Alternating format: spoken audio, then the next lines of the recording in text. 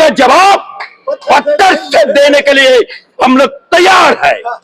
বলছি শুভেন্দু অধিকারী গতকাল একটা অডিও ক্লিপ প্রকাশ করেছেন এবং সেখানে দেখা যাচ্ছে যে স্পষ্টত জীবন কৃষ্ণের গলা তিনি পরিচালনা করছেন জেলে বসে, এবং এই অভিযোগ শুভেন্দু অধিকারী তুলছেন এবং বিভিন্ন চ্যানেল দেখিয়েছে। মানে জেলে বসে কি করে সম্ভব?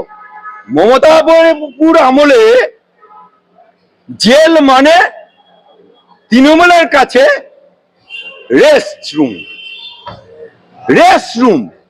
যেমন নিজাম প্যালেসে কেন্দ্রীয় সরকারের মন্ত্রীদের রেস্টরুম, মমতা ব্যানার্জির নবান্নে গিয়ে দেখবেন রেস্টরুম। এটা জেলখানা তৃণমূলের কাছে একটা রেস্টরুম। অনেক বাচ্চারা খেয়েছো, অনেক ছুটি করেছো, অনেক চুলি করেছো, অনেক ইলেকশনে দৌড়েছো, অনেক টাকা লুটেছো, এবার একটু রেস্ট নাও, একটু বিশ্রাম নাও। সেই কারণে আপনি দেখুন ওদের ববি হাকিম একদিনের জন্য হলো জেল খেটেছে। সেই ববি হাকিম যেই নিজাম প্যালেস ওকে সিবিআই ধরলো, অমনি পিজি। ওদের একটা কাক্কু আছে, কাক্কু, যে নাকি বলেছিল আমার বসকে কেউ ছুতে পারবে না, আমার বসকে কেউ ছুতে পারবে না। সেই কাক্কু জেল থেকে বেরিয়ে রোগের বাহানা নিয়ে অমনি পিজিতে আরাম কেদারায় শুয়ে পড়ল। ওটা একটা রেস্টরুম।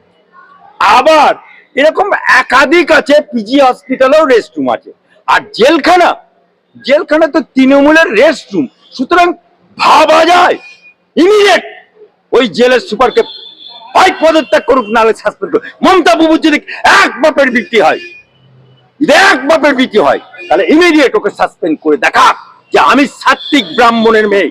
আজকে শুভেন্দু অধিকারী যে অডিওটা দেখিয়েছে, বাপের ব্যাটার মতো দুধকে দুধ পানি করে দেখিয়ে দিয়েছে। স্যার, আমার শেষ প্রশ্ন যেটা হচ্ছে, আমরা দেখতে পাচ্ছি বিভিন্ন থানায় এই ধরনের ঘটনাই ঘটছে। যাদের কাছে পয়সা আছে